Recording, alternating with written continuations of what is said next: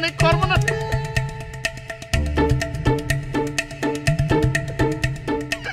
ওই মাহবুব হাসানকে চাইতে কো দোস্ত ভয় পালি হবে না নে, তালি পরে কিন্তু তোর অন্তরার আরেকজনের সাথে বিয়ে হয়ে যাবি নে, তুই ভয় পাইস নে, ব্যথা লাগবে না নে। ও হাসান কাকা আসতে দিও, হ্যাঁ ব্যথাটা যেন না পাই দোস্ত।